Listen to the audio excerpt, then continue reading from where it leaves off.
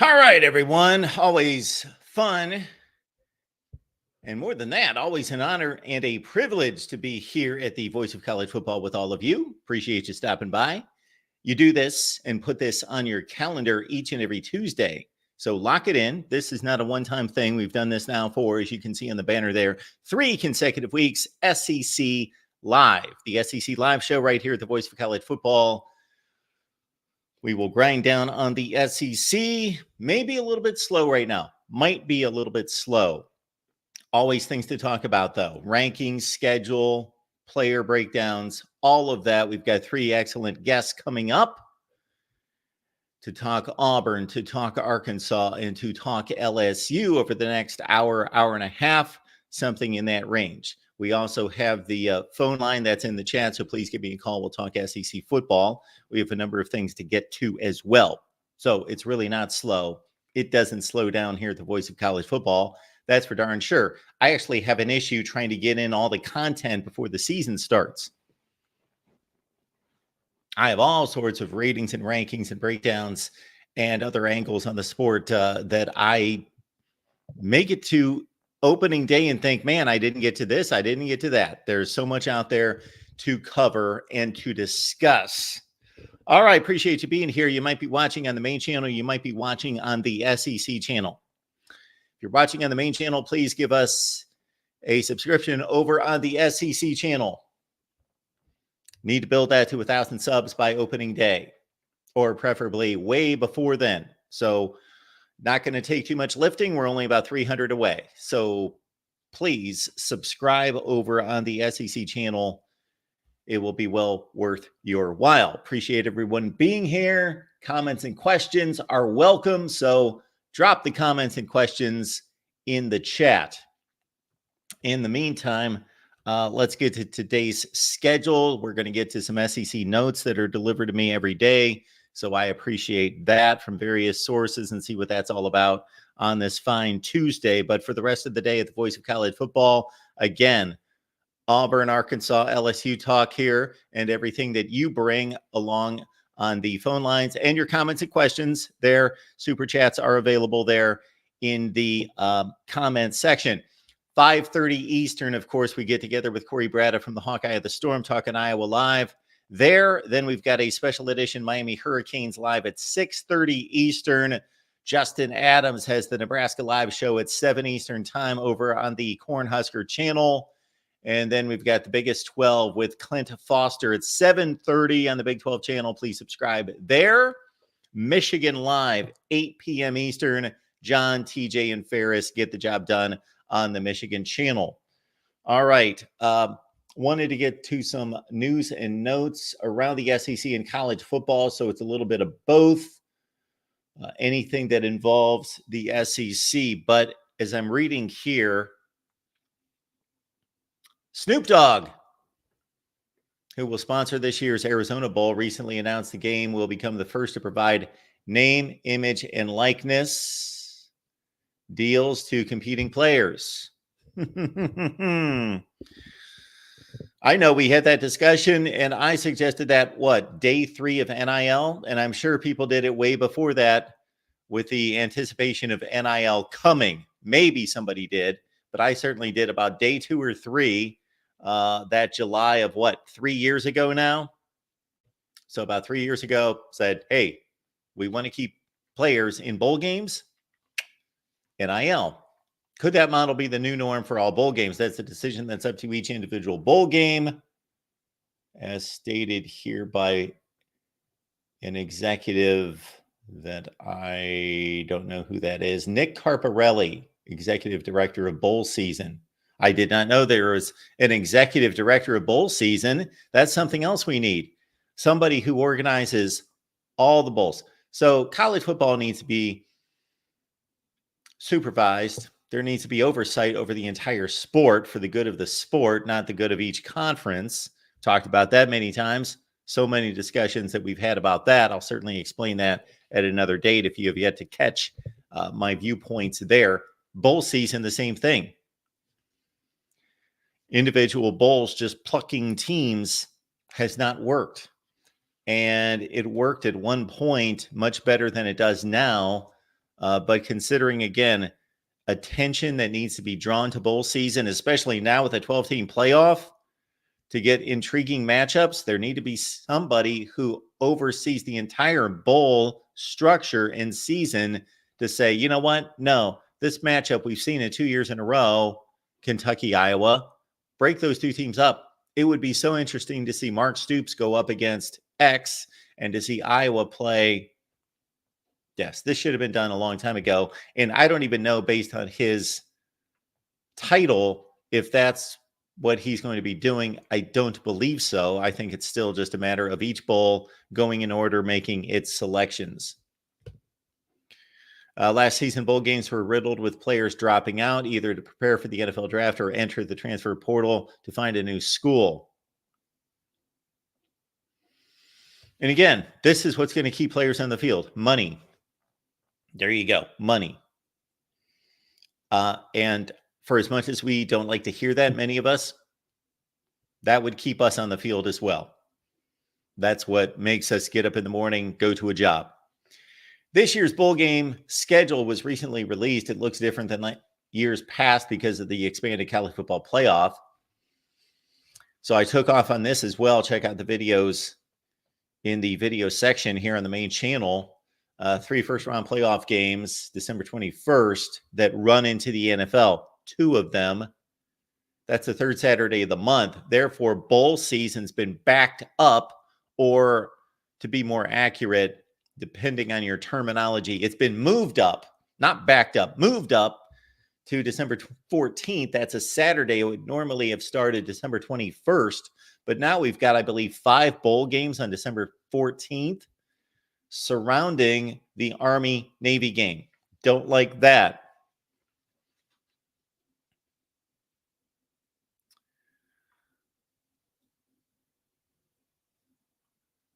George Strait sets a record at Kyle Field. That's big news. So it is SEC related. I will try to stick to the SEC topics. College Football Report, and I will cite my sources here. College Football Report, longest active streaks of AP top 25 finishes. Alabama 16, Clemson 13, Ohio State 12, Georgia 7, Notre Dame 7, Oregon 5, Michigan 3, Tennessee 2, Kansas State 2. So it dwindles down from there. Washington, Florida State, Penn State 2, LSU and Texas 2.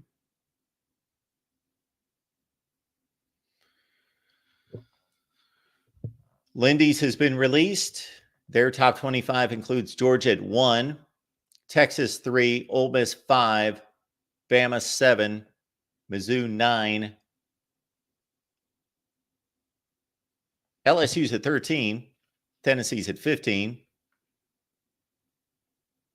Elsewhere in the SEC, you got OU at 18, Texas A&M 19. The more I look at Texas A&M, and did a fairly deep dive on them the other day in preparation for our SEC Power Rankings, check those out.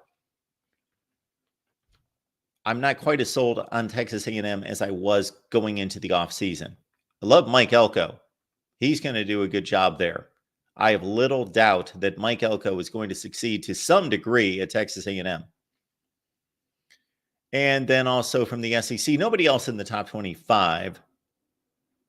Others received votes: Auburn, Kentucky, Florida. Athlon's top 25. To make a comparison here, Texas down at 4 instead of 3, Ole Miss at 5, Bama at 6. There is definitely a consensus thought out there that Georgia is the best team in the country, or with Ohio State, the best team in the country, or with Ohio State and Oregon, maybe Texas on that tier, maybe 4 teams on that tier. Had a conversation with Matthew Miller last night on our Texas show. So SEC fans, lock into the Texas channel with Matthew Miller, that might be the tier. I'm not necessarily sold on that, but that seems to be the preseason thought, the consensus out there, that it's either a Georgia, Ohio State tier, or it's Georgia, Ohio State, Oregon, Texas. Again, I don't necessarily buy into that myself. But within the SEC, Georgia, the clear favorite, Ole Miss and Alabama right there. And then maybe LSU, depends on who you talk to. We're going to talk some LSU football here in just a few minutes. I've got some questions for Carter, our guy on LSU football. We had a great conversation last week with Matt Moscona from ESPN Radio on LSU USC. Check it out on the USC channel. It's probably posted on the LSU channel at this point. Again, Matt Moscona, one of the very best in the business, ESPN Radio, was on for a full hour on our USC channel last week. Of course, that's a big week one matchup in Vegas. LSU USC. LSU is a 7.5 point favorite in that game. Athlon's got Tennessee at 13. Oklahoma's at 16. Texas A&M at 18.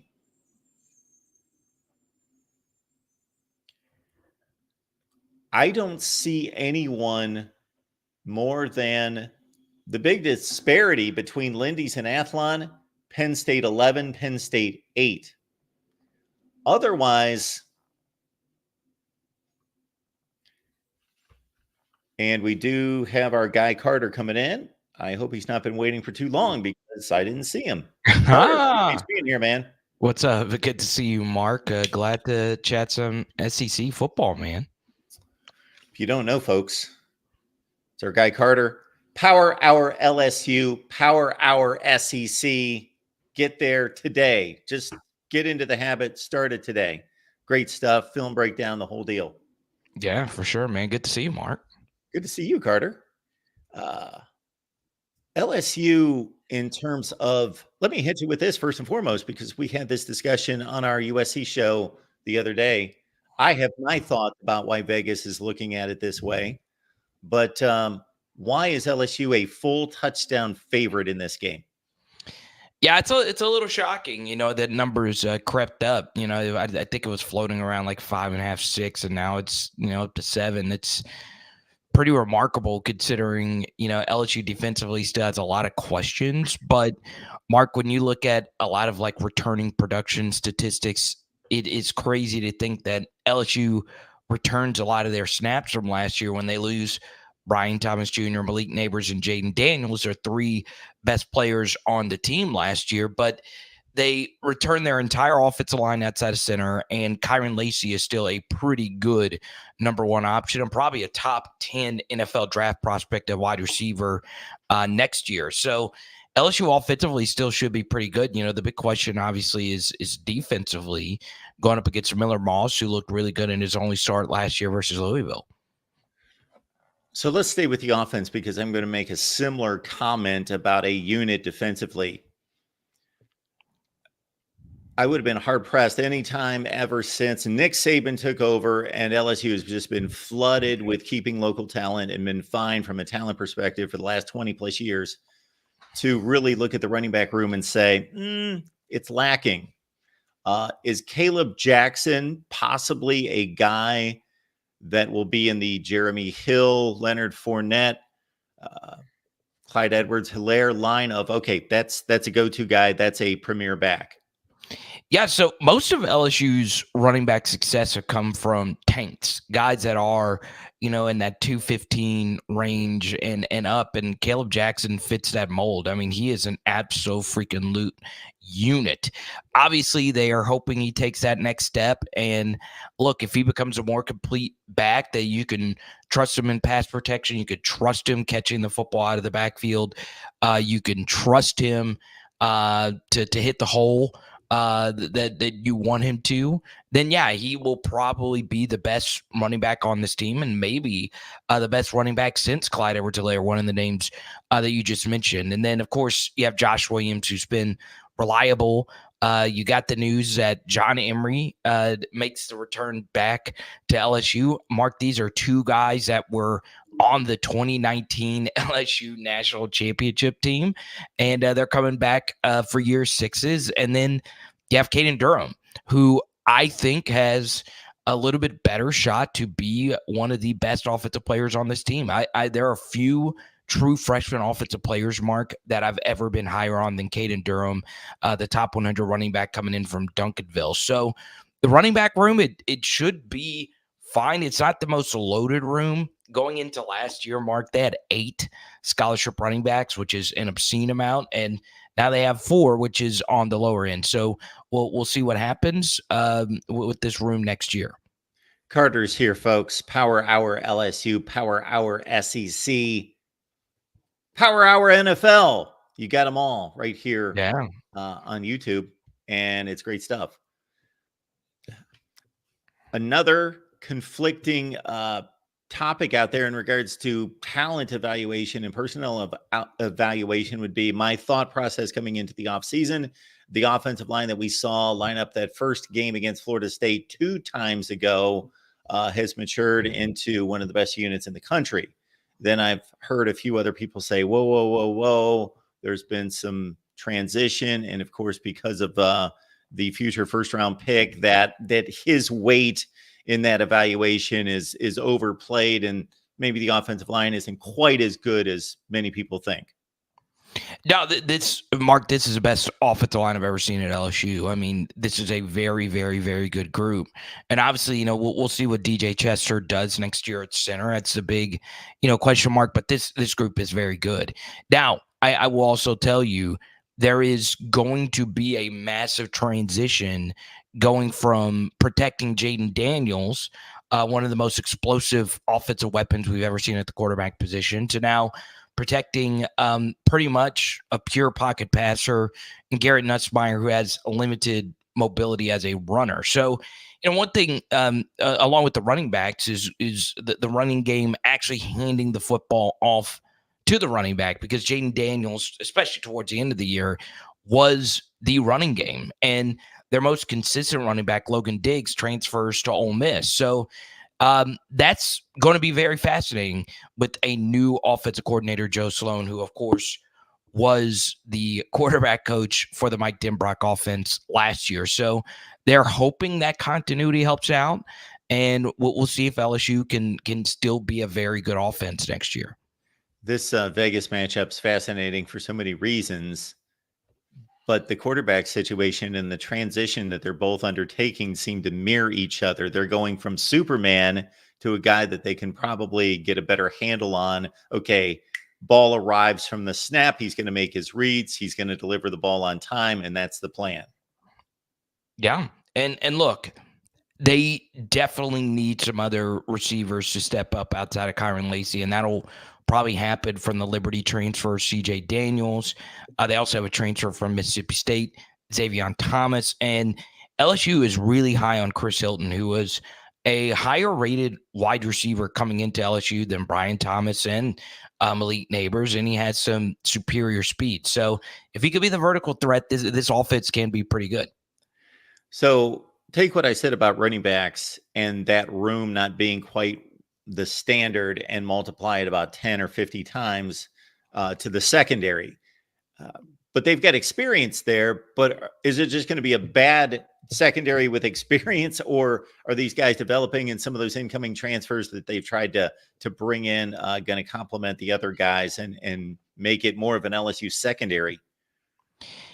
Yeah, Mark, the defense has so many holes, and it really starts up front.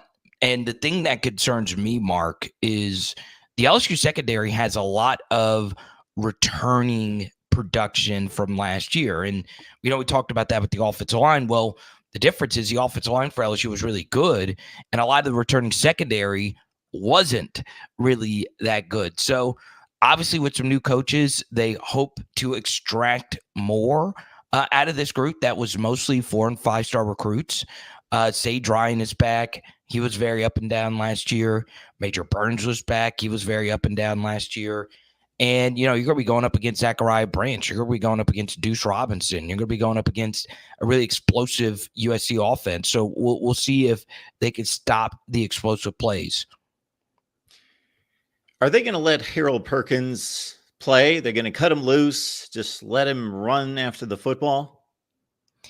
Yeah, so he will be playing a traditional off-ball linebacker, and they'll try and turn him into the next Patrick Queen as a weak side backer. So it's going to be a transition. But one thing we've seen Blake Baker do is get the absolute best out of the players she's coached at the last couple of stops. She's really matured into being one of the best individual personal developers of talent on top of his scheme. So LSU is really crossing their fingers.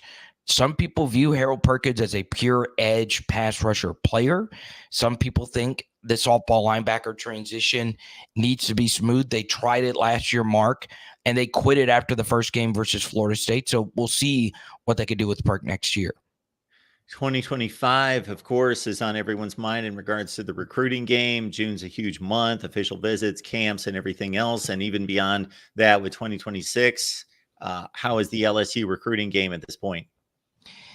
Yeah, Mark, it's been pretty good. Obviously, the big story over the past couple of months has been LSU losing Decorian Moore. And obviously he's, the most high profile wide receiver in this crop. But the trenches are being recruited really well. LSU feels pretty good about getting an offensive lineman out of Arkansas named Carius Kern this week. And that's where things have really turned for LSU in recruiting, is the offensive line with, someone mentioned Bo Davis. That's the defensive line coach, and he's really good. And then you also have Brad Davis, the LSU offensive line coach, who has really flourished under Brian Kelly. And what makes that recruitment very interesting, and on the SEC channel, I do cover a lot of Arkansas Razorback stuff, is Brad Davis is from Baton Rouge, but his mentor is Sam Pittman, who's from Arkansas. And Arkansas rarely has recruits like Carius Kern. They have maybe 3 or 4 stars every year in the state of Arkansas. So it's going to sting even harder for Arkansas if LSU is able to flip Carius Kern, who was an Arkansas commit, to LSU. And it's going to sting even more for Sam Pittman, knowing that his protege actually was the one that took him. So a very interesting recruiting battle there. We've seen some brands and some programs have bad seasons or bad stretches, but they still had the resources to do something about it, and they bounced back. But you just bring up Arkansas, and they've always been in a tough situation in the SEC. I think when they've been at their best, Bobby Petrino, Houston Nutt, they've shown us that they can be a top 10 or 15 team on occasion. However, they're just in a bad place, right? I don't look at this football team and see any area where I'm like, oh, okay, they have an offensive line they can lean on, or they have this, or they have that. I just don't see much there, much hope. Yeah, Mark, I as well connected with Arkansas as I am LSU. I covered, the team for a few years, and man, there are so many things that work against this program every single year. You take, I see Savin, he's a Mississippi State fan, and, in the state of Mississippi, you got to split your talent up, right? There's Mississippi State and Ole Miss, 2 SEC fans, or 2 SEC teams in one state. Whereas, we talked about LSU. LSU has Louisiana cornered, right? They are the only Power 5 school in the state. And you can make a case, Mark, that is the number one reason why LSU is what it is now. It's because of they're able to dominate the talent. Well, guess what, Mark? Arkansas has that same luxury. They are the only show in town, even more so. There's no professional sports teams in Arkansas and in the major leagues.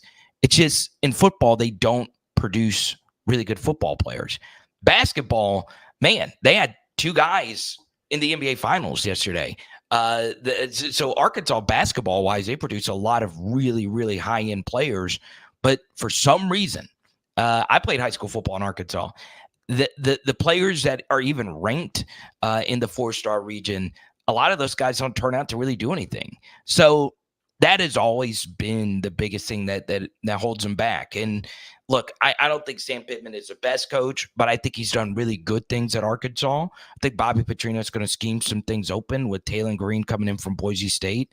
I think the most underrated running back in the SEC is Jaquindon Jackson coming in from Utah, originally from Texas, a quarterback turned into a running back. But man, you're right on the money. There's just no hope really at all.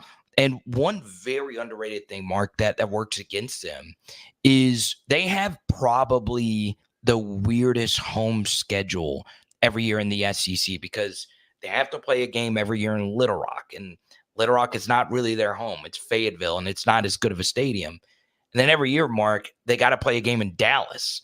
And when that game is, designated as one of your home games, it's another home game that's taken away.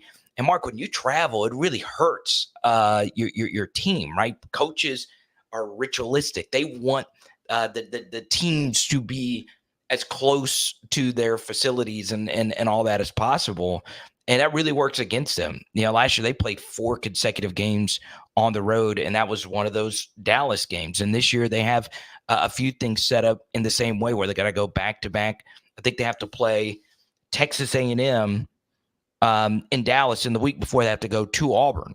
And that's just brutal. Going back to back in the SEC on the road, getting on a plane, it's just tough. So, it's just layer upon layer upon layer against this football program.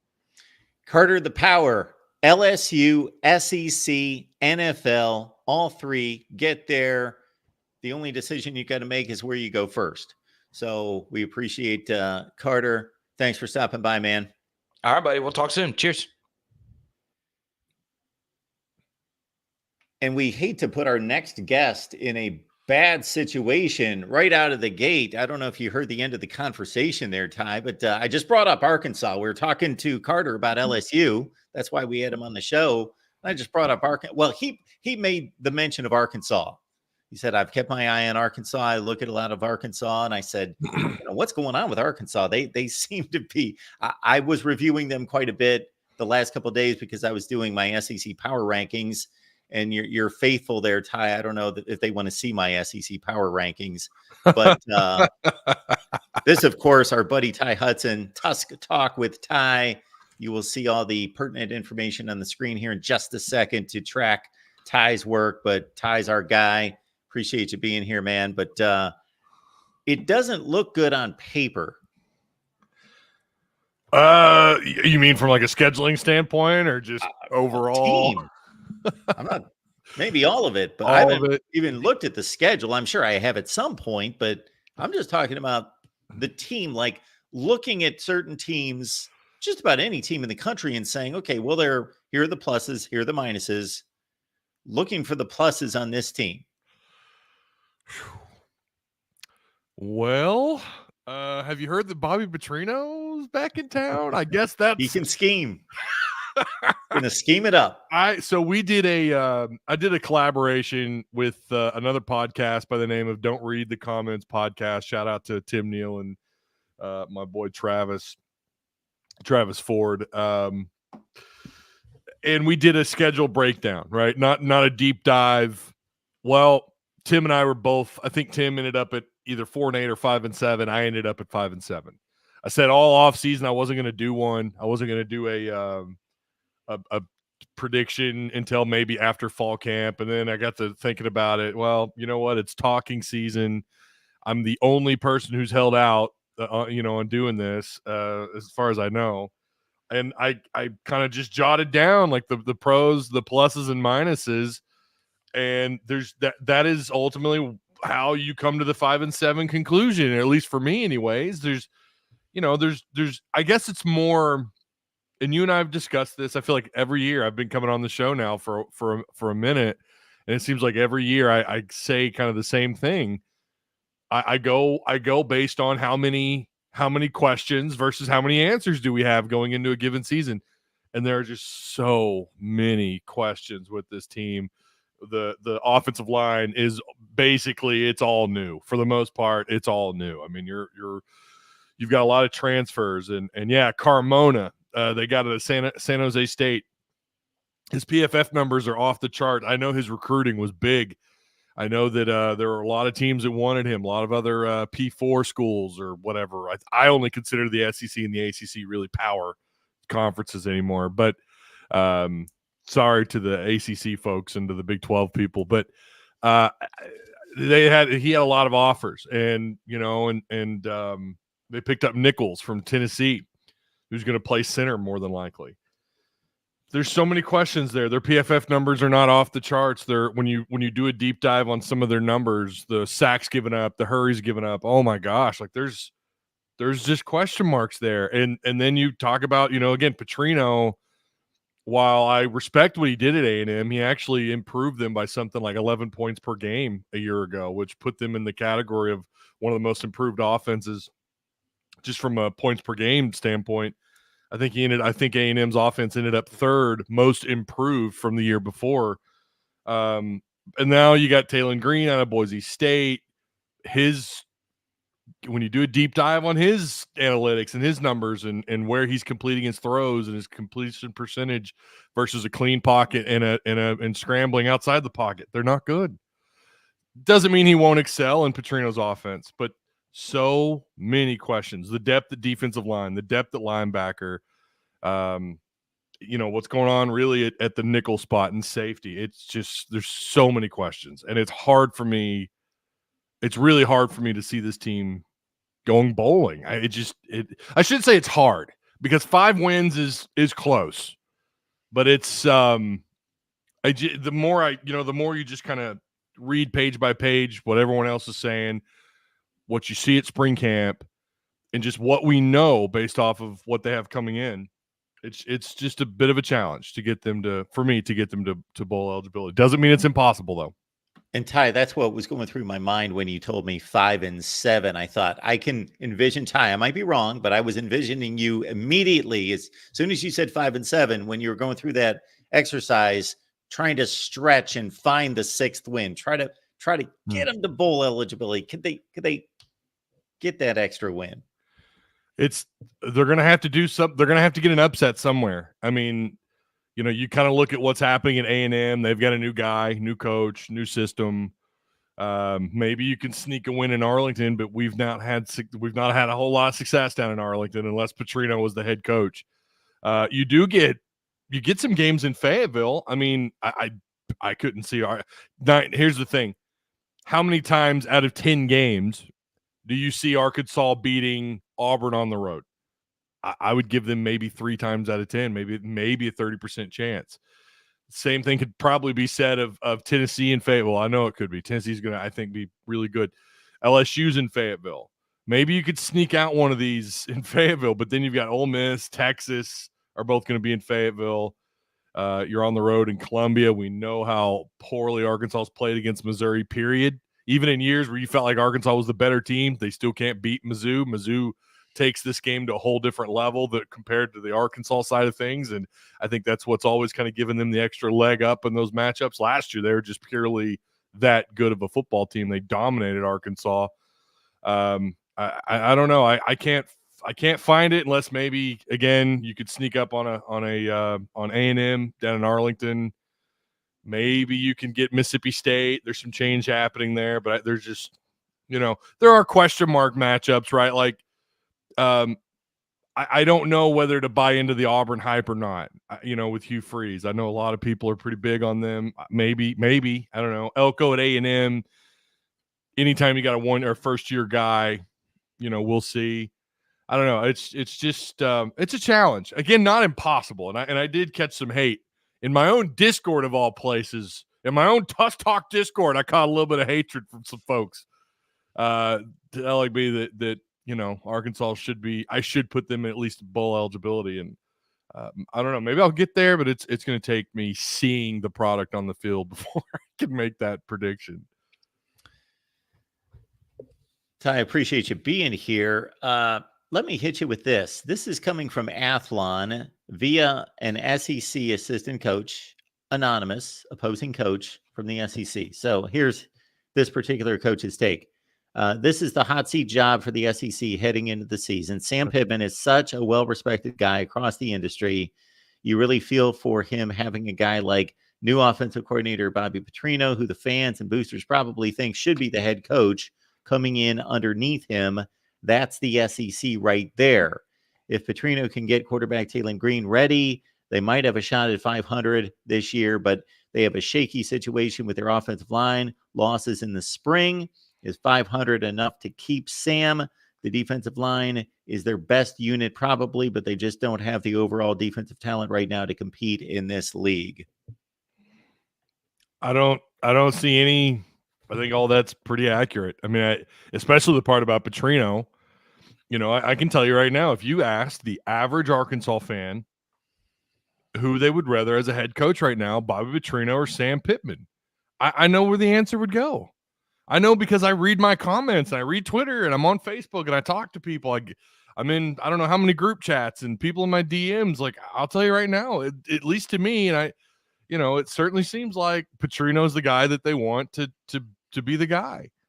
And that's got to be rough for Sam. It has to be. I know in the back of his mind somewhere he knows this. However, he could change the narrative by, I don't know, going on the road and maybe getting an upset at Oklahoma State down in Stillwater. 11 a.m. kickoff. I mean, I think Oklahoma State's going to be – I love what they've got going on. That running back of theirs might be one of the best in the country, if not the best. And I know they got some parts moving around too as well. A lot of, just some change throughout the offseason. But Gundy's got those guys rolling. But maybe you change the narrative by starting the year off 3-0, going down to Auburn.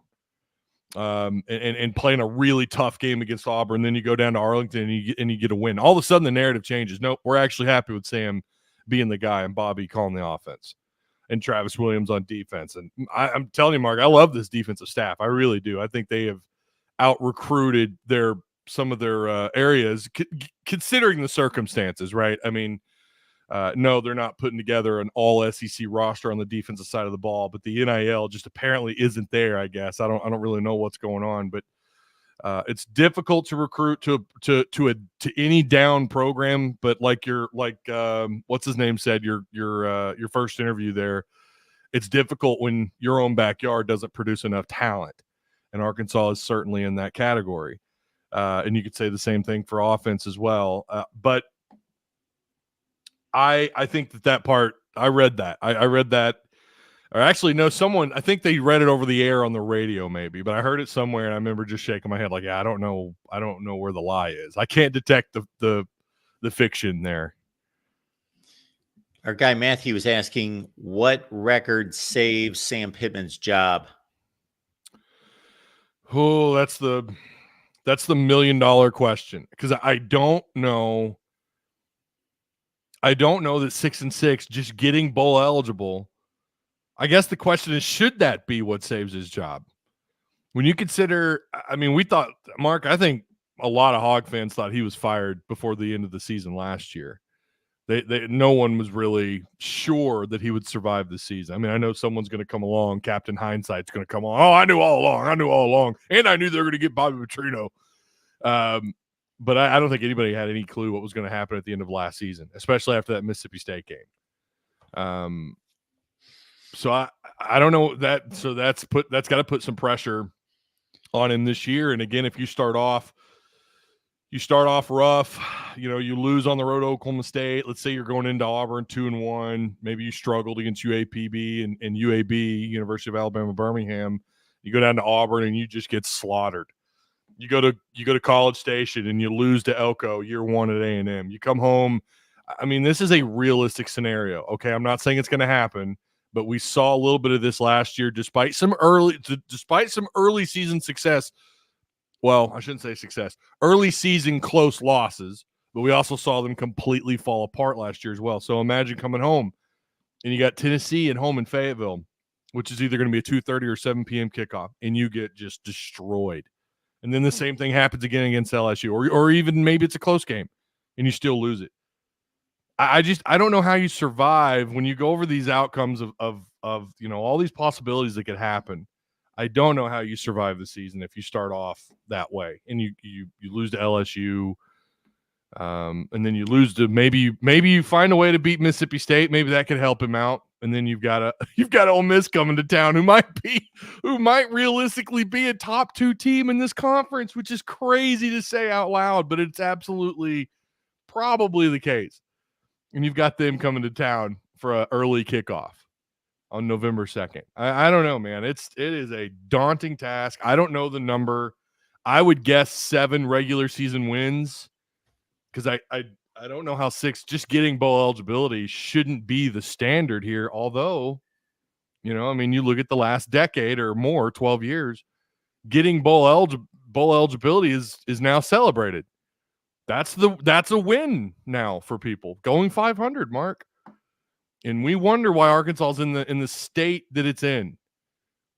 It might have something to do with settling. I don't know. Ty, I will answer the question like this. Okay. if this administration or any administration sets a number for any coach to say, if they hit this number, they have saved their job. If they didn't, they don't save their job, then they should not be administrators. They should not be hiring and firing people. If that's all that they can gauge, if that is the limitation of their assessment of a situation, then they don't deserve that job. They don't know what they're doing, because there are injuries to consider. There is what you just laid out, the competitive nature of the team. You could look at most teams in the country and say they're more talented than them. They are less talented than them, meaning they should win these games, they should lose those games, and then 3 games are toss-ups. They're 50-50 kind of games. If they are going out there and they are playing the Texases and Ole Misses of the world, and they are spilling their guts on the field and losing 1-score games, and they are fighting to the end against 2 or 3 of the best 4 teams in the country, that's different than 48-10 every week. That has to be addressed. That has to be assessed. How's recruiting going? How is our transfer portal additions going? Did we make good evaluations in the transfer portal? Did those guys contribute? So if any administrators out there, not just in this Arkansas situation, stick to a number, they don't know what they're doing. That's my answer. That's fair. Yeah, I agree. Hunter Yurchek did go on during all that Musselman drama, and he went on a random podcast based out of California. And he was asked about I think the line of questioning was something like that. And he said that we need to be back to the 8 wins. It's where I'd like to see us. I think he said it's 8 or more wins or something. And Arkansas hasn't been that in a minute, at least since they fired Petrino back in the spring of 2012. And that's fair, because they did lose some really close games. My gosh, they went on the road to number 12 LSU and lost by a field goal, lost 34-31. They did lose to A&M 34-22, but then they go on the road and lose to Ole Miss, top 20 Ole Miss at the time, 27-20. They lost to Alabama 24-21. That is pretty impressive.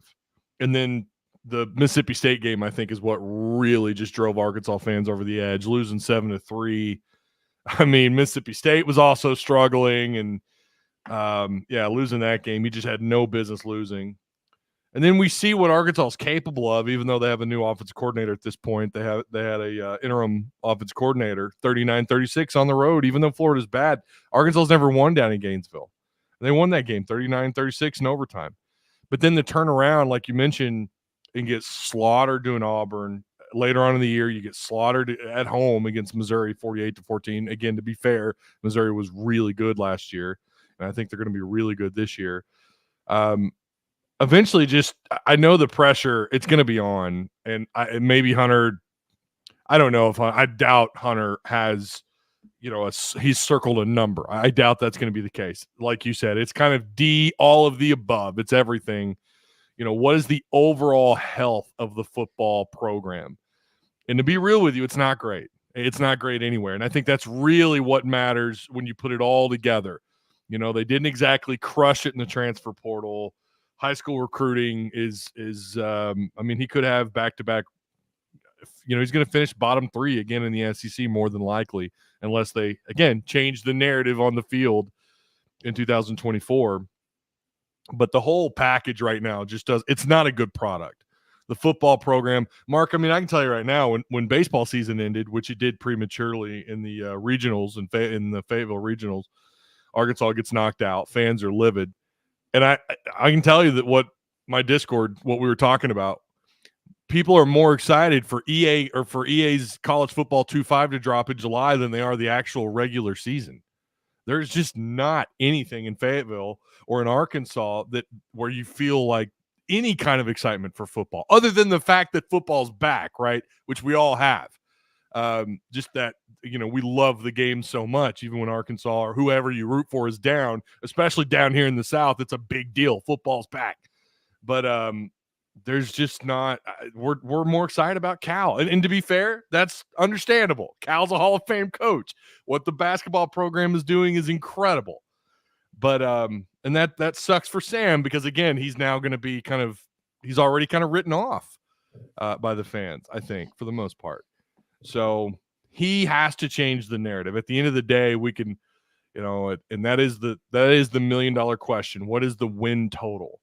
But I think you hit the nail on the head. It's everything. Can we change what happens the rest of this month? It started in May, when you were bringing on official visits, right? And now it's carried into June. And what kind of commits are you getting? How are you doing in recruiting? How does the rest of June and into July go as far as closing out recruiting? Because that's typically kind of how it goes now. You're kind of done, for the most part, done with high school recruiting before the season ever starts, which didn't used to be the norm. I know you know that.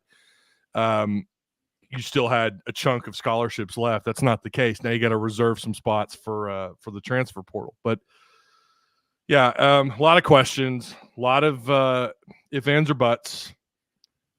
Got a long ways to go. We'll see what they can do. And again, they got to finish out recruiting strong for their high school side of things. And then we'll see what happens this fall. But they've got a lot of, again, more questions than answers right now for Arkansas football going into 2024. So, Ty, you mentioned the recruiting. Would like to get an update there on the recruiting front. Well, again, Power Hour talked a little bit about Kern. By the way, I don't feel good about him. My Patreon supporters already know this. I don't feel very good about him recommitting to Arkansas. I think he went on his LSU official visit, which was so strange because I thought I'd heard that he had declined or decided not to go, and I guess he did go, and now he's filming a video that's going to release on Thursday. It's never good when they're talking about a video after their most recent visit. I would say he probably ends up at LSU. I think Mizzou's in the mix, and Arkansas, of course. I don't feel good about him committing to Arkansas. Who knows? We'll see. His recruitment's been kind of up and down. They have done really well. I say really well. I think they've grabbed some guys that are positions of questions, right? Like offensive tackle, they committed. They got Blake Cherry to commit out of Owasso, Oklahoma. He committed on June 1st. Connor Howes was actually a pretty interesting prospect. He's a 247 composite 4-star. Had something like 12 or 13 offers. He just recently committed. They're doing well, I would say, along the offensive line, as well as they could be. Again, considering everything that's going on. Cash Courtney was another offensive tackle who committed, and I believe they want to move him to the interior. So he's going to end up playing on the inside, even though he's listed as a tackle. Yeah, overall, it's not a great class. I mean, let's be real. I don't think they have a single all-consensus 4-star committed yet, but they've only got 12 commits. They're ranked right around the top 40, somewhere about 35, 35th or so in the country. They got Grayson Wilson to commit, kid out of he's at Conway, 6'3", 205 quarterback, who's actually, I've talked to some folks who've seen him play, and I think he's the real deal. He's really confident quarterback and a guy that can kind of sling it all over the field and do what you want out of him. He's a pretty cerebral quarterback. I've heard some really good things out of Grayson, or out of Conway on Grayson. But so far, I think they probably end up, the magic number might be similar to what they did last year, which is about 19 commits. It's hard to look at rank anymore and take it seriously because not everyone approaches high school recruiting the same anymore because of the portal. But I doubt this ends up being a top 20 class, but we'll see what happens. I think they're going to expect a lot of guys, like everyone does now, to sign in December and hopefully be here for the spring, no matter what happens, right? No matter if Pittman's still here or not. But there's some pretty good pieces here. We're waiting on, there's some more commits coming. Again, June, I was told, would be a heavy month, and it's already been a heavy month, and it's not over. Tusk Talk with Ty, everyone. Get on over there. It's right here on YouTube. Tusk Talk with Ty. You got the Discord. You got everything else involving Arkansas, not just football, but brighter horizons with baseball and basketball. And, of course, Coach Cal coming in, and the hysteria there, I'm sure, carries on. Let me let me close out by saying this, because people are just not excited about me being honest. They're just not. They want me to really be, I don't want to say sunshine pumping, but they want to hear the more optimistic side of things. Let me say this. I think the football situation, if the way I kind of look at it, there's two things that could happen. Pittman is either he just doesn't survive the season, right? Or whatever, or he does survive the season, but he's fired at the end. Or the Petrino hire ends up being a great hire and you're getting 12, 13 more points per game and your defense has come around. And maybe I was wrong about the depth at the defensive line. You're getting wins. The other side is you might be without Sam Pittman going into 2025. And if that happens, we saw what Arkansas money, when they want to win and they get behind a guy they believe in, what they're capable of. They brought a Hall of Fame basketball coach to come coach at Arkansas. I realize the last few years have not been kind to Cal at Kentucky. I get that. But the thought that, of course, his friendship with John Tyson, but there's more than just the Tysons down here. There's big money in Northwest Arkansas. Believe it or not, it's not all just dirt roads and in dry counties down here. It's you got quite a bit of money in Northwest Arkansas. And I think I talked about that last time I was here.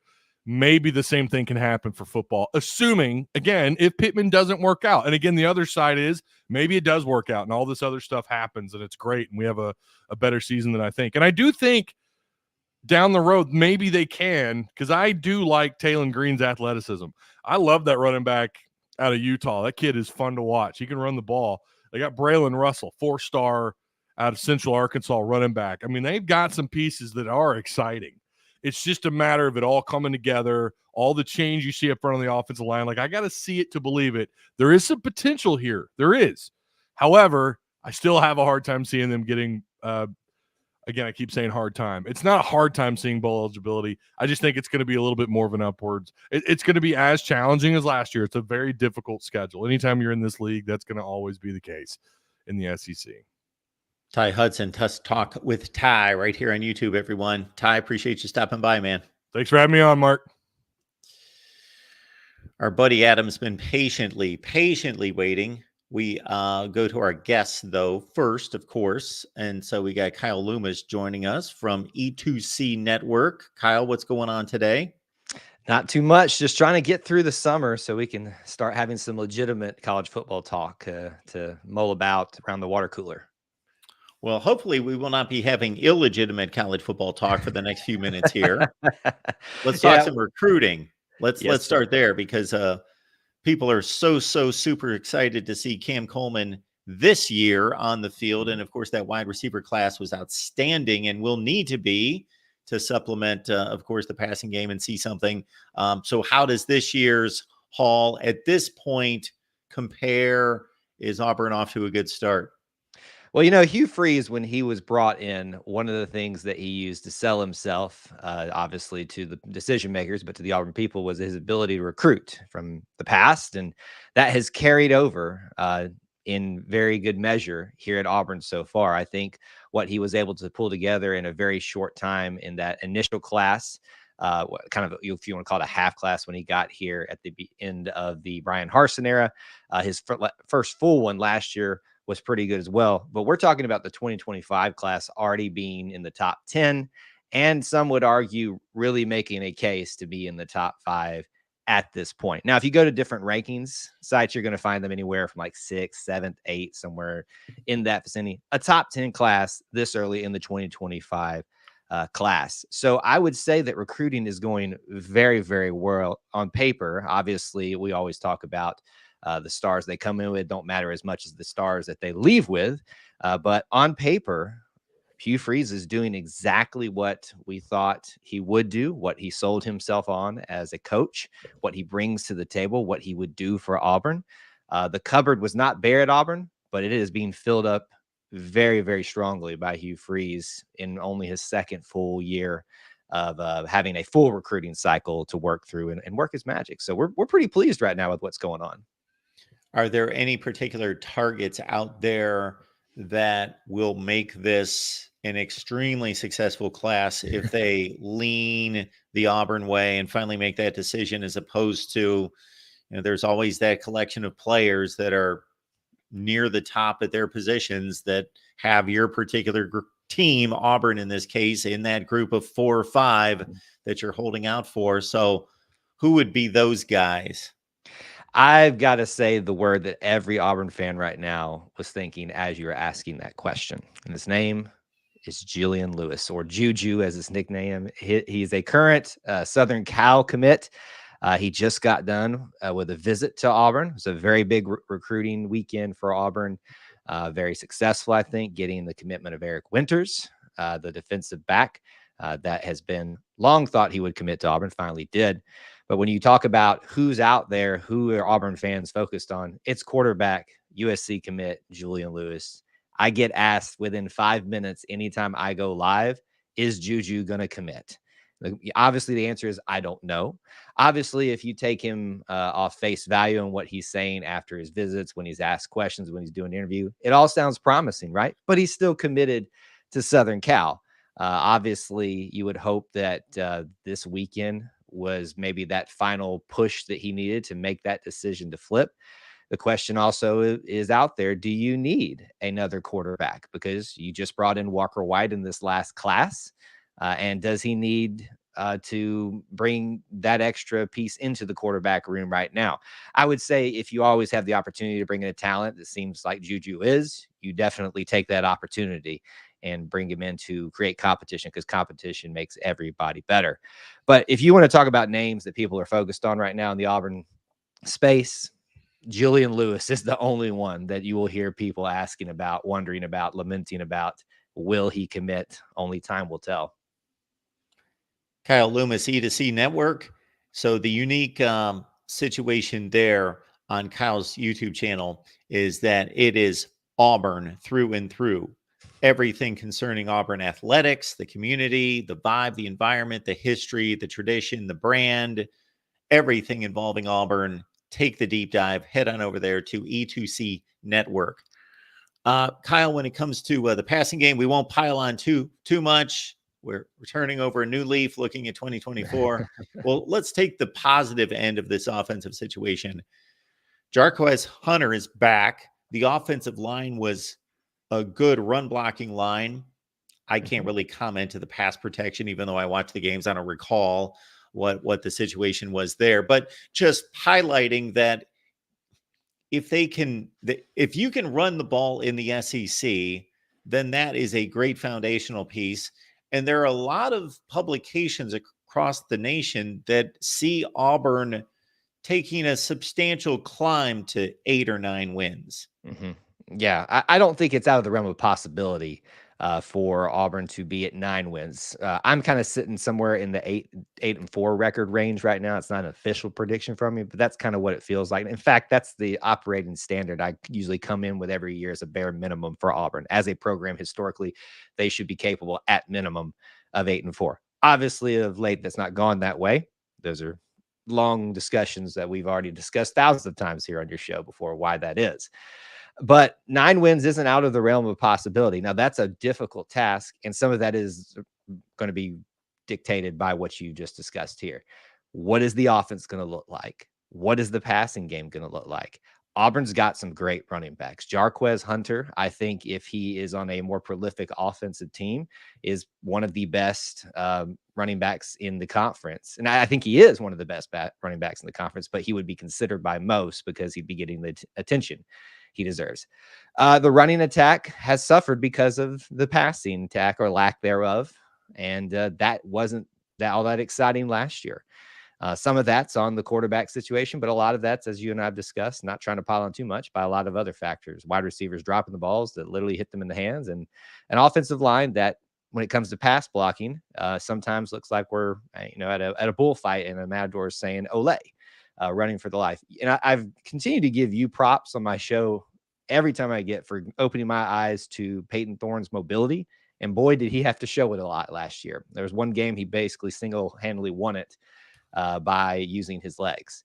So will Auburn take a big step forward this year? My gut says yes. Now, I guess the question is, what do you consider, you, the viewer, anybody asking that question? what's a big step forward. Obviously, a winning season would be great, above 500 record. But I think 8-4 is definitely an improvement that should be satisfactory to everybody. But Auburn definitely is capable of doing much more. Just a lot of it depends on what happens with our offensive line and the offense in general. Two-part final question, Kyle. Why is Cam Coleman so good?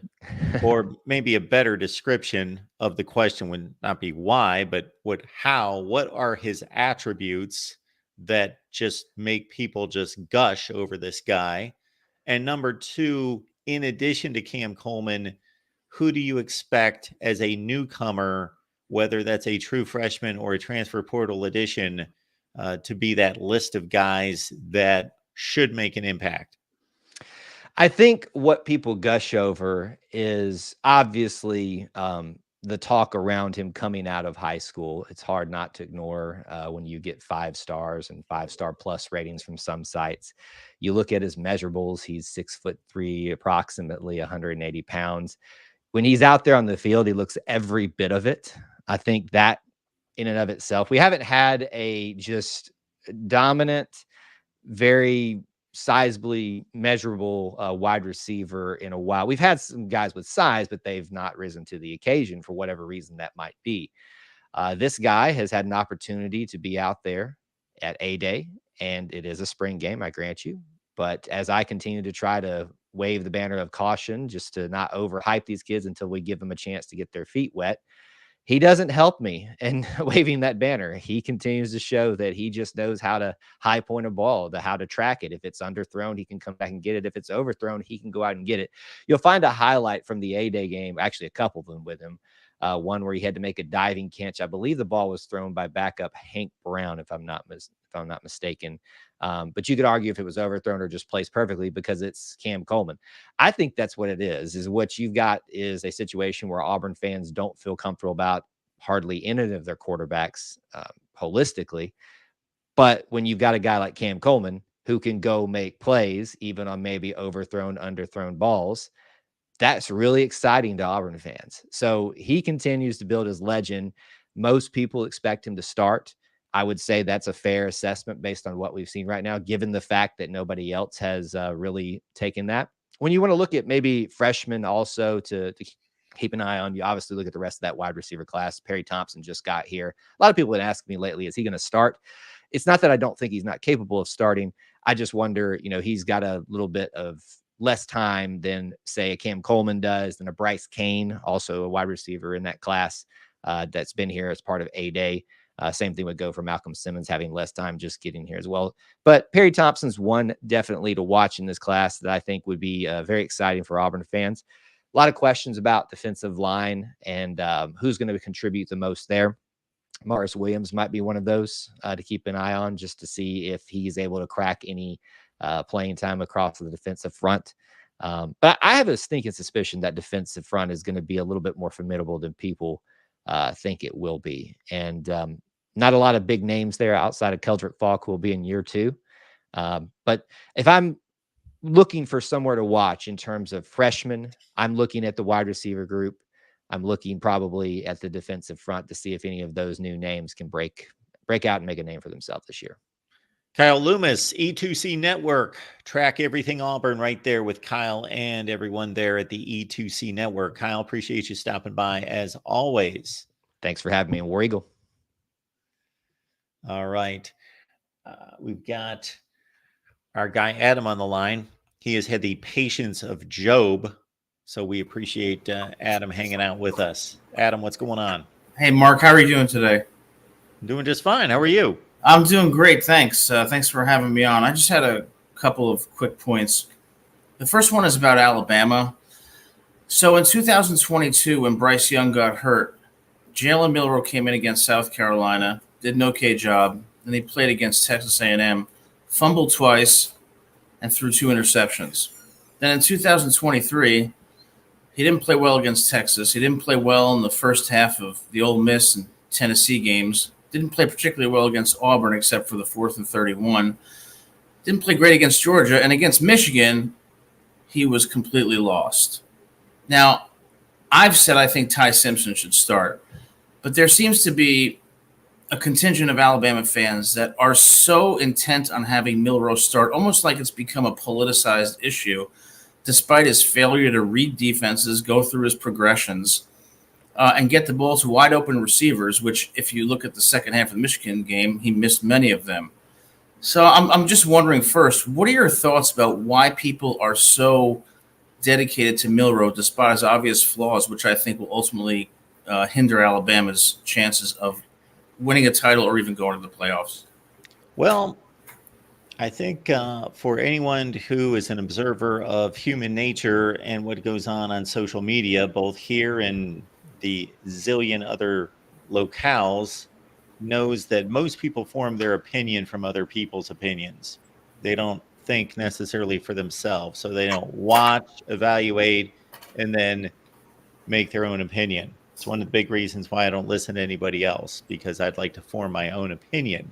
Not that there aren't very smart people smarter than me out there. So I think narratives become a thing, and then there's groupthink.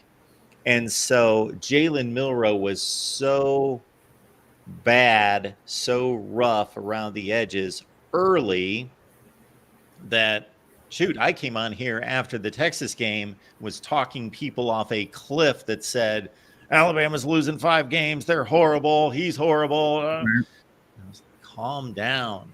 They lost a 1-score game at home. They had a lead in the 4th quarter. Nick Saban will figure it out, whether we see somebody else playing the position, Ty Simpson, or I'm trying to think who else was on the roster at the time, but it was basically Ty Simpson would have been the guy last season. Eli Holstein wouldn't have been a fact. Anyway, or they're going to figure out what to do with Jalen Milroe. So, of course, was it Simpson? For some reason, I think I'm forgetting somebody that played Dylan Lonergan. Dylan Lonergan. I think but somebody who played against must have been Simpson played against South Florida when they went down there and almost lost. That would be Tyler Buckner. Tyler Buckner, of course. Tyler Buckner. Yeah, that's who I'm losing in my train of thought. The Notre Dame quarterback, of course, that they had for a cup of coffee, that was in the mix. So they go to South Florida. Milroe's on the bench. Some people figured, okay, if he can't start against South Florida, he's done. But they were just getting his head right and figuring out what to do with him. And what to do with him was basically make him Cam Newton as a runner and then make him a one-read guy and just heave it deep. And that's what he's going to be. And then there was success. And he hit 4 or 5 throws a game that were both impressive and effective in putting points on the board. And I think people got comfortable with what that was and who he was. And the completion percentage is not that bad. I think it was about 65% last year. And so then the thought process is maybe Kalen DeBoer makes him even better. And also quarterbacks are typically better after a full off season of studying film and working on their mechanics, because once you hit the season, forget it. You just have to study game plans and work the routes and work with your teammates. And he's a proven commodity. To what degree proven? You don't rate him as highly as many others do, but at least he's a proven commodity. That's true. I just worry that he has some inherent flaws, such as not being able to read defenses well and go through his progressions quickly enough that are not solvable. But hopefully I'm wrong. The other thing I want to ask you is, when we look at the SEC, I was thinking about this issue of schedule disparity, schedule strength, and who we pick to be in the playoffs. So we have the Big Ten, we have the Big 12, we have the ACC and the SEC. Why don't we just do it like they do in the NFL? Have 4 leagues, all 4 of those. The conference champion and 1 wild card from each league gets in, which would give us 8 automatic teams in the playoff.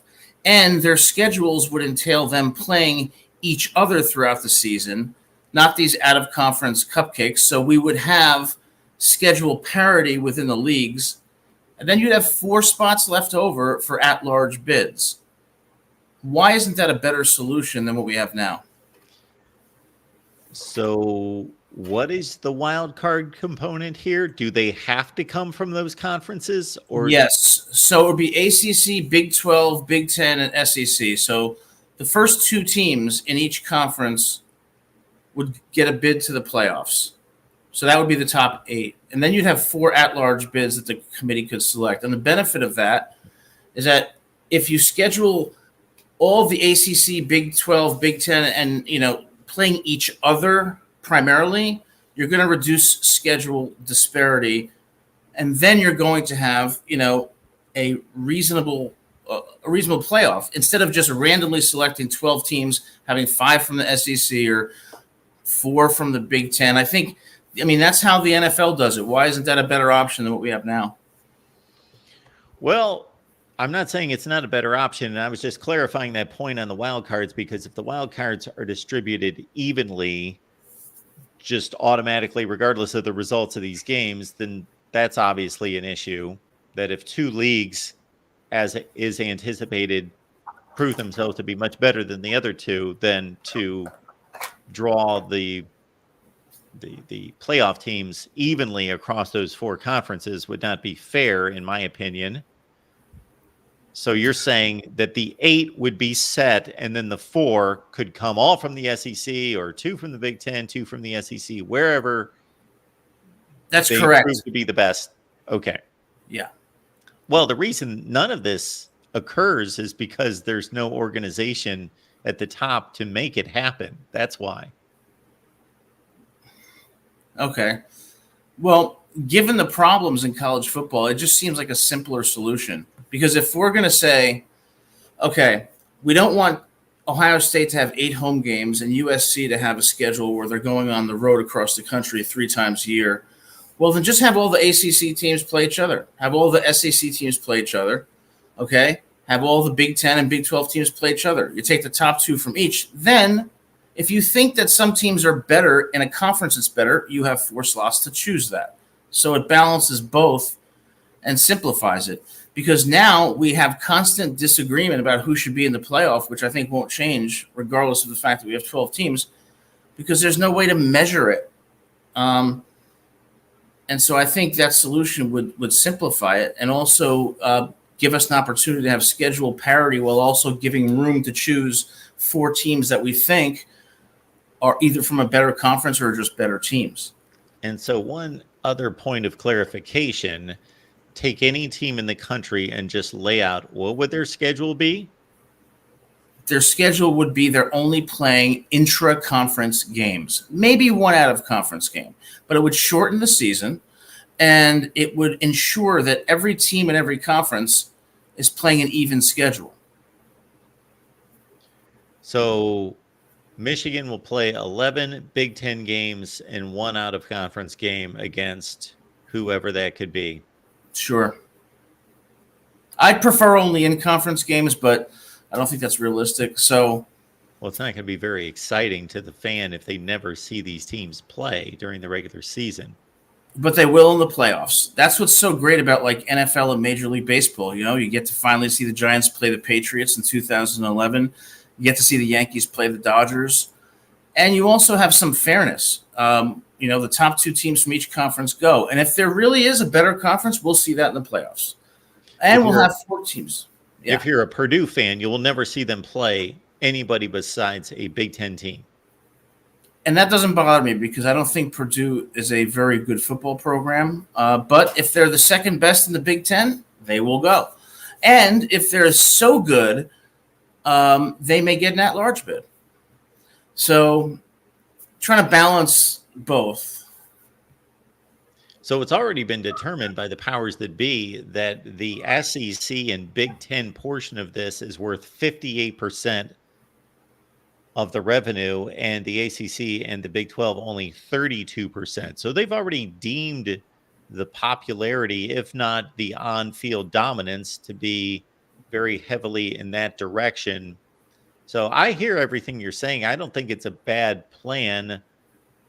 I really am not with the 4 at-large options there. I don't. That's the caveat that I think makes it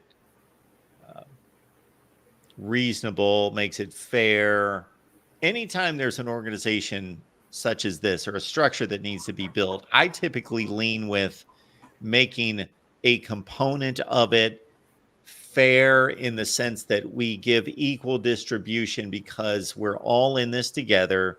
We all need the contributions of everyone to be successful. However, there should also be a component that we reward the best. We give them their just due because they've earned it, whether that's financially or in terms of opportunities in the playoffs. Yeah, and I think that there are a lot of people, including me, who would say, for example, the SEC is a better conference than the Big 12 and then the ACC. I don't think there's going to be that much disagreement on that. So with those 4 at-large bids, you can account for that by saying, okay, it may not be just Georgia and, say, I don't know, Alabama. If, in fact, the SEC is a better conference, they will get the majority of those at-large bids to balance that. But I don't know if that's a realistic solution, but I think that there has to be a better solution than what we have now. But thanks for listening to me. It's always good to talk to you.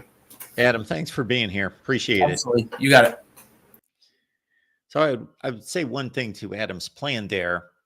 It would be interesting to have him implement his plan on paper, let the season play out, and then determine what would that plan produce versus what did the playoff committee select. I think it's going to be extremely close to being the same outcome because the committee is simply going through a process in which 5 of the spots are out of their hands automatically. So they have 12 selections and 5 are made for them. 4 conference champions, 1 group of 5. Now, the group of 5, I shouldn't say that all 5 are made for them. The group of 5 is their selection, is the highest ranked group of 5, but it's got to be a conference champion. There's not going to be a group of 5 non-conference champion that's going to reach the playoffs. So they have 4 non-selections to make. Those are automatic bids. And then they've got a 5th that is narrowed down basically to there's going to be an obvious selection to make almost every year. And if not, there's going to be a selection of between 2, 3 at the most. Go through group of 5 history over the last 10 plus years, and you will see that there's usually one outstanding group of 5 team, and it's pretty obvious they're going to be in the playoff. 2023 would have been an exception because it was really close between Liberty and SMU, but voila, SMU's off the board. They're in the power conferences. And again, as I've stated several times, it seems ironic or counterproductive, both to me, that at a time in which we leave behind an era in which the group of 5 was generally discarded. We had undefeated teams at UCF twice. We had other teams like Houston, who then pummeled a good Florida State team in a bowl game. Basically, the stars had to align, to take from one of my favorite TV shows of all time in one particular episode. The stars had to align for Cincinnati to make the playoff. Cincinnati, in just one of the oddest scenarios that you can think of that I don't think it's talked about much, they had to schedule the exact game that they needed 10 years in advance. There was no thought of a college football playoff being on the line when Cincinnati beat Notre Dame, but it was, and they had to play that game. If they would have played any other game in the world, any other game, unless it was Alabama, somebody like that, and won that game and finished 12-0, and Notre Dame would have been 11-1, well, Notre Dame probably would have been 12-0. Cincinnati would not have been in the playoff. So the stars had to align for one group of 5 team to make it.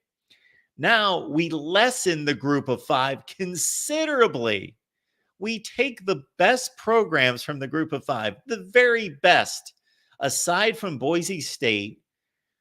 And in recent years, very recent years, Tulane, now Willie Fritz is gone. Can they keep that up? Probably not.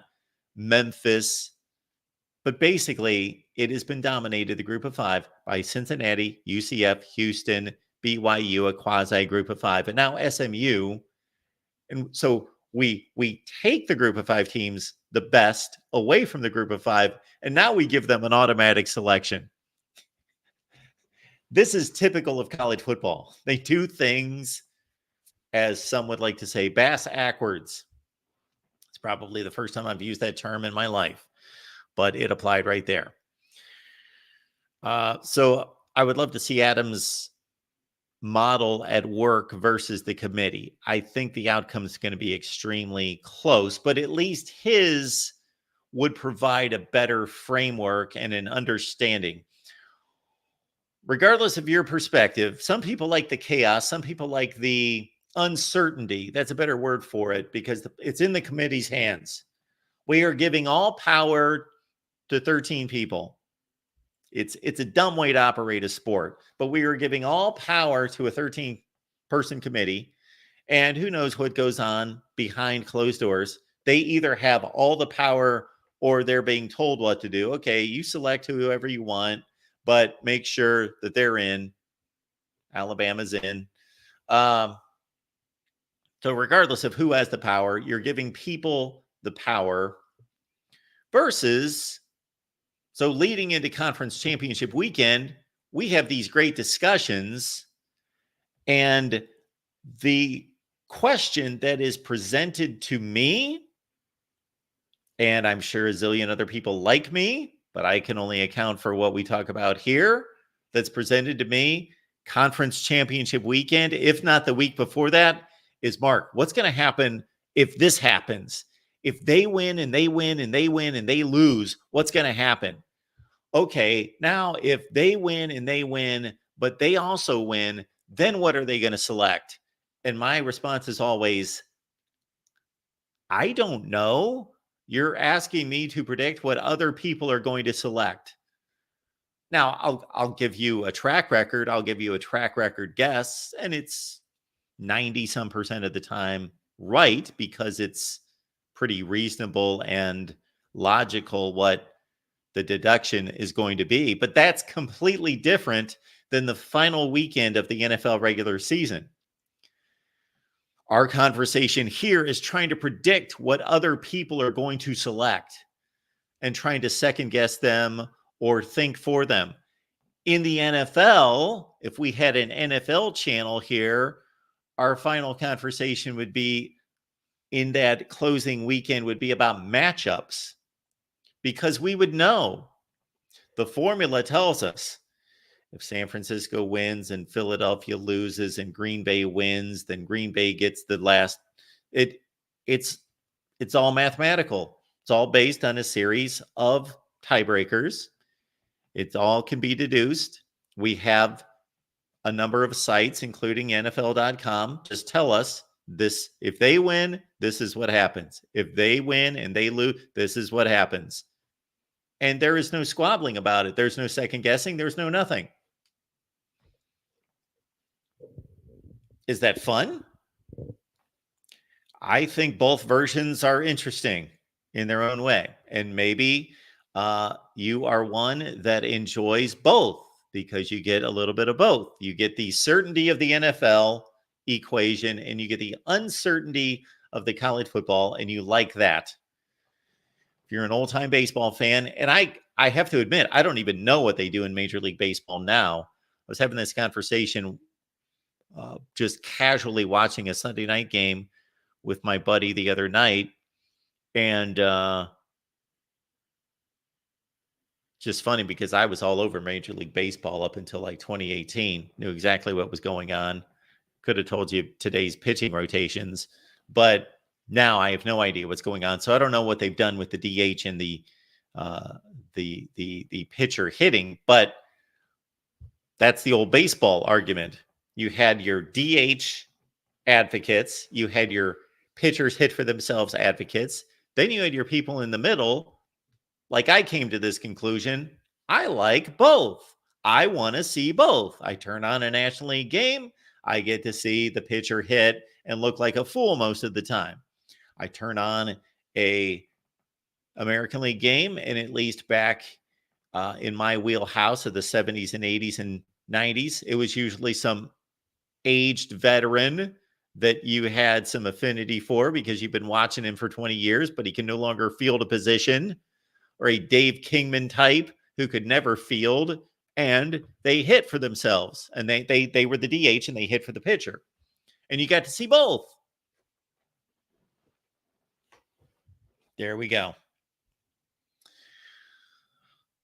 We have a link to the show. We have dropped it in the chat. If you would like to join the show, please join the show, and we will drop it in again here. I'm going to go through some SEC notes as well.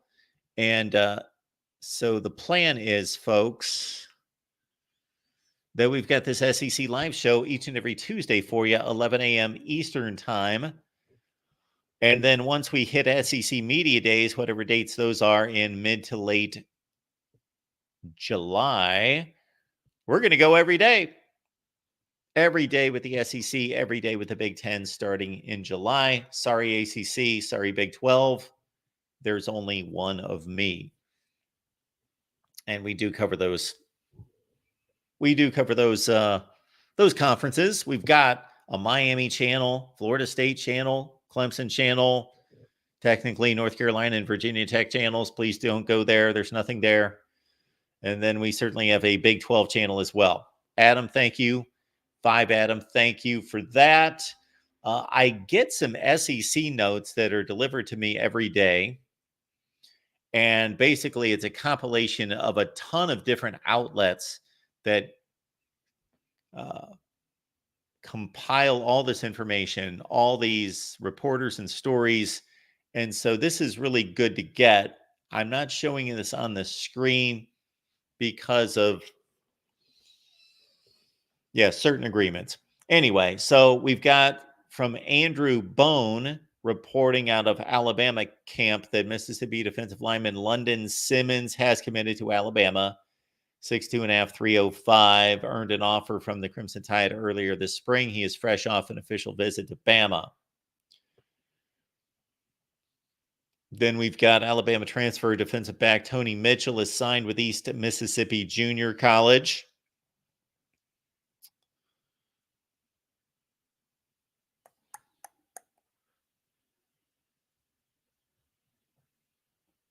I'm just trying to decipher the actual news from some of this is just, opinion pieces.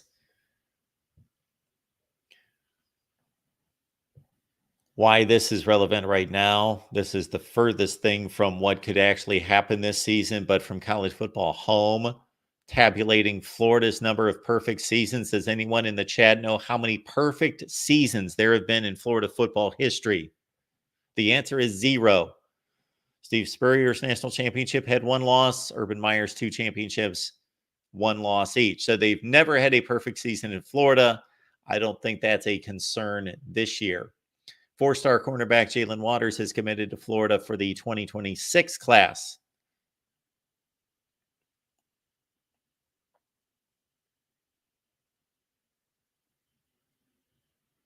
Kentucky lands 4-star wide receiver Jacaden Ferguson out of Texas. He was looking at Alabama, Arkansas, Auburn, Georgia, LSU, Miami, Mizzou, Oklahoma, Ole Miss, and Tennessee. Jacaden Ferguson, wide receiver, 6'2", 175 out of Texas, commits to Mark Stoops and Kentucky. Les Miles has filed a lawsuit against LSU, claiming the school's decision to vacate his wins as head coach cost him a chance for a College Football Hall of Fame qualification.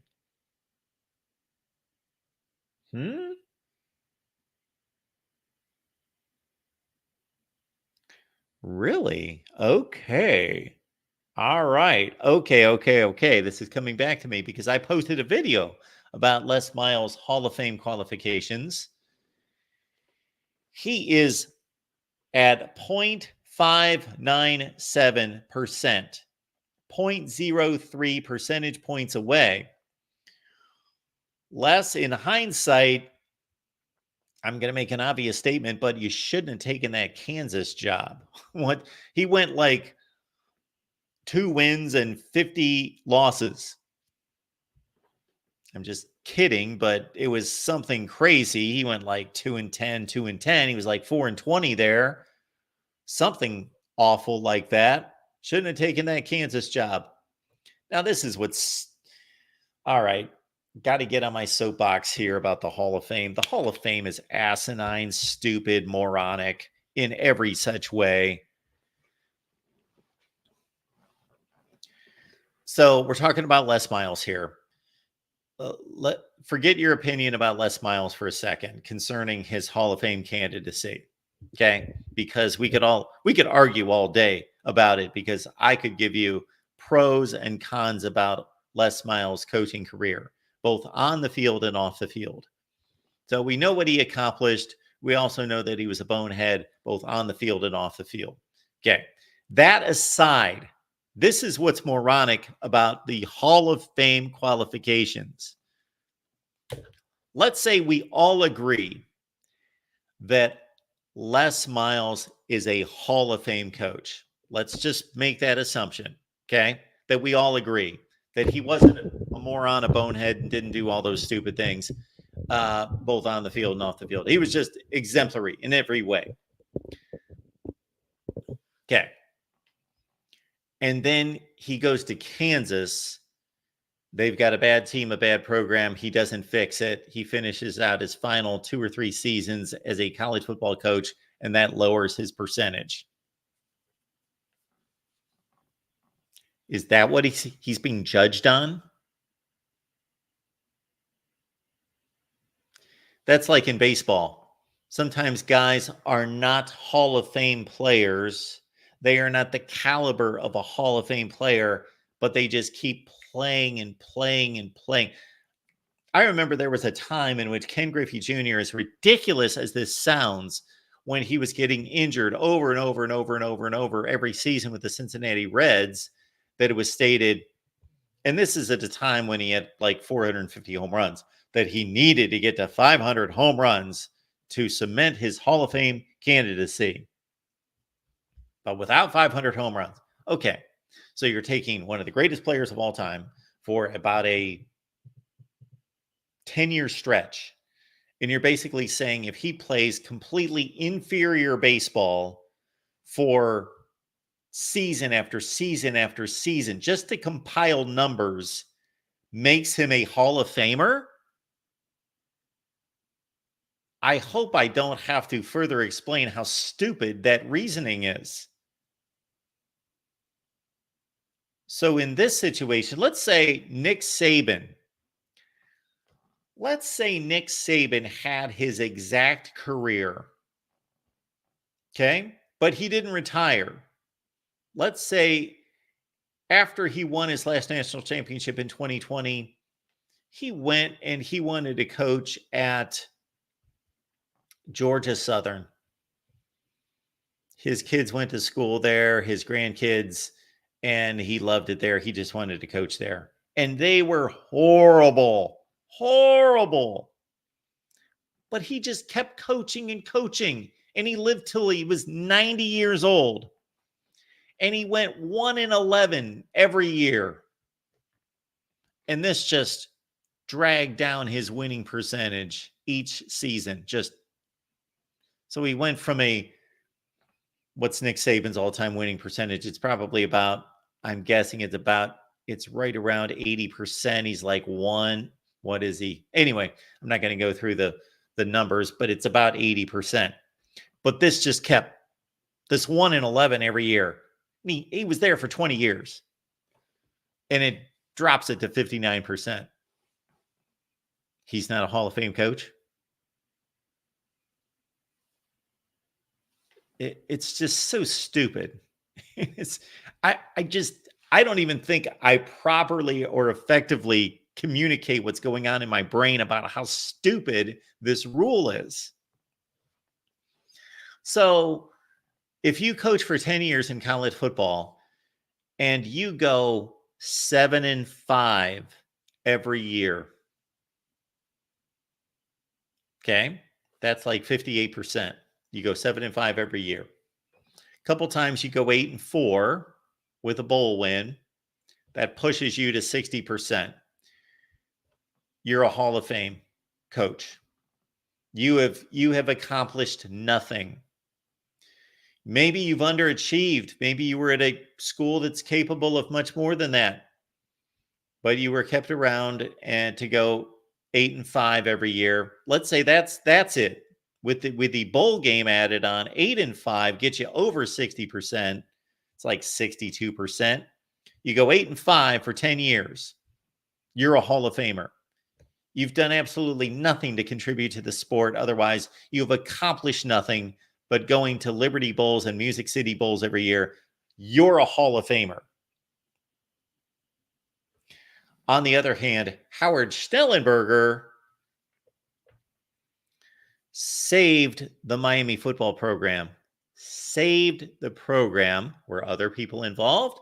Did other people support and have to rally around him? Of course. But he was the spearhead of saving what then became a dynasty. One of the 3 best programs of the next 20 years. He saved the program. His record got beat up a little bit by saving the program. And then, of course, he took off after 1983 and winning a national championship. And then he comes back and he takes over Louisville.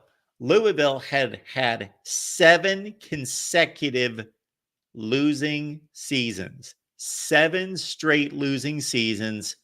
Howard Schnellenberger wins immediately and takes that program to the peak of his tenure, 11-1, and they beat Alabama by 4 touchdowns in the Fiesta Bowl.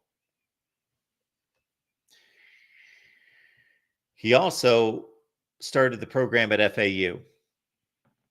And again, when you start a program, just look at Tom Landry, Dallas Cowboys. Took him 6 seasons to have a winning year. He was playing the best teams in the NFL, the Green Bay Packers and the New York Giants and the Chicago Bears, with stock boys and factory workers. This was not Jacksonville and Carolina of the 1990s that were given capable players as an expansion team. He was given nobody. And so it took him 5 or 6 years to build a roster. So this is what Howard Schnellenberger has had to do a couple times. So I'm a big believer that unless you're looking at the good book itself, that rules, and we could even go into a big discussion about that, principles, guidelines are much better in life than rules, because you can always find a loophole in a rule. You can always find, you can always exaggerate something. You can always find a way around the rule. You can always figure out a situation or come across a situation that will show the rule to be faulty in some way. Guidelines, principles are the best way to go. Of course, if you're on the Hall of Fame committee and you're presented with coaches to nominate and then vote on for the Hall of Fame, the first thing you're going to do is look at their record. Of course, that's the great starting point. That is the starting point. But that should not be the end all be all. This guy won 61% of his games. He's a Hall of Famer. This guy won 59% of his games. He's not a Hall of Famer. How moronic is that? Goes back to the discussion we had a few minutes ago with Ty Hudson. When we were asked in the chat, how many wins does Sam Pittman have to post this year to keep his job at Arkansas? And my response is, if the Arkansas administration or any administration that oversees a football program says that this win total is the magic win total and they consider nothing else, then they should not have those jobs.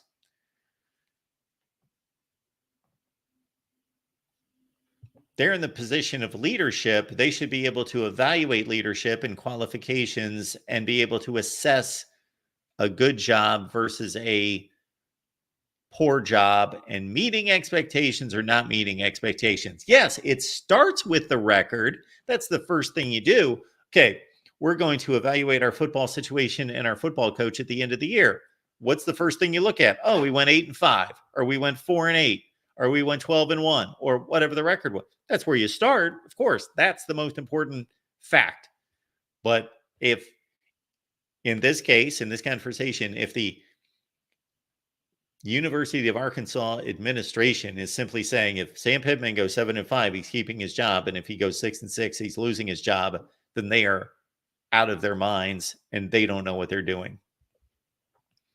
If they are incapable, I'm not saying that they are, I'm saying if that's their approach, then they're just incapable. They're not good at their jobs. They're not competent.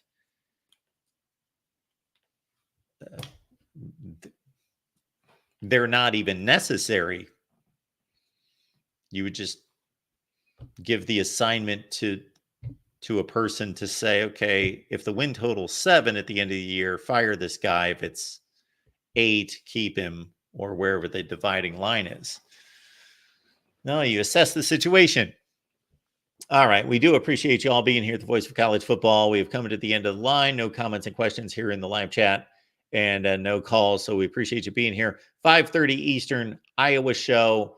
We've got Nebraska live at 7. We've got Michigan at 8. We've got a special edition of Miami Live with Brad Tejeda from Canes Insight at 6:30 Eastern, and we will see you then.